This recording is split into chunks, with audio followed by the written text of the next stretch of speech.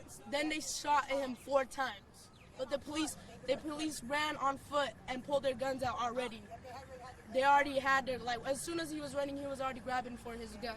Like, not even trying to tase him or anything, not the baton, or anything like that. He said, drop it, boom, boom, like 4 times. A local story gaining national attention this morning after police shoot a teenager in downtown Salt Lake City and crowds turned violent. Around 700 people have posted that they will go to a rally to protest the police force today. The Facebook group is called United Against Police Brutality. Fox 13's Scott McCain joins us live with more on this. Good morning, Scott.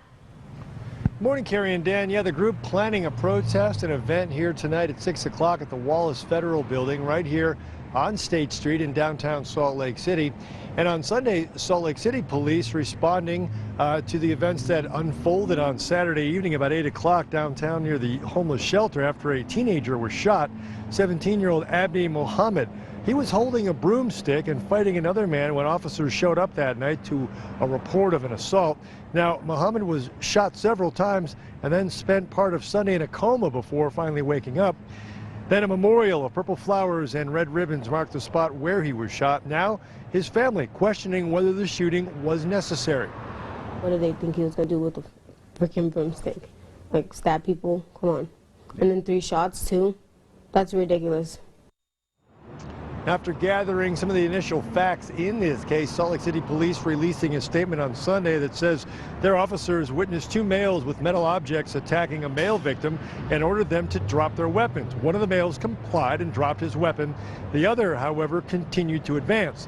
Police also say the officers involved were wearing body cameras and that they were on at the time, and that video will be released after it is reviewed by the Salt Lake County District Attorney's Office and also by the Unified Police Department investigators who are now handling the investigation into this shooting.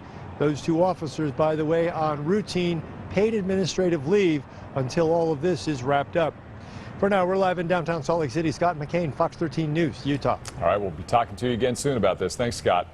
Mohammed's family had a chance to see him in the hospital for the first time today. They say he's still in critical condition, facing potentially permanent injuries. Fox 13's Robert Boyd spoke with his younger sister tonight just before she went to the protest. Robert joins us on Rio Grande Street tonight, where the shooting took place. Let's go to the story. The police chief was crying, and he said when he sees Abdullah on the bed, on the hospital bed, and he sees his own kid on there, and he was just crying and he was apologizing. Maslima Walidi said the visit by Police Chief Mike Brown was greatly appreciated by friends and family of Abdi Mohammed. But she also said it doesn't erase the fact that her brother is in the hospital with 3 gunshot wounds. At the end of the day, I'm sorry doesn't heal him.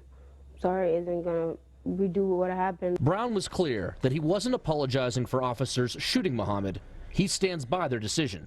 He apologizes for the situation the family now has to go through. Maslima said she hopes the truth comes out sooner rather than later. They said the police had body cameras and they're investigating on that. Until I hear something back, I really don't have a side I'm choosing right now. Today, the Council on American Islamic Relations called for the release of that body cam video to ease community concerns about transparency and accountability.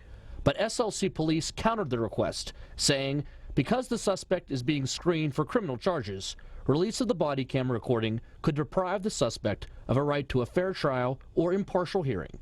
Police won't say what criminal charges Mohammed is facing, but a law enforcement source tells me his Facebook page leads them to believe he's part of the Bloods gang and affiliated with drug dealers. Maslima says her brother is not in a gang, that he was a good father who was trying to earn his GED while working for a local hotel.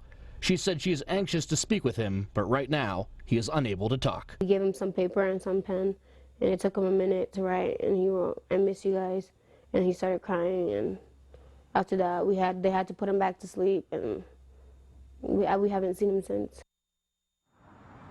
Now, members of Mohammed's family were at that protest earlier tonight that we just saw, but they said they appreciate all the support they're getting from the community. However, they want to make sure things stay peaceful. They said more violence against the police is not the answer to this situation. Live in downtown Salt Lake City, Robert Boyd, Fox 13 News, Utah.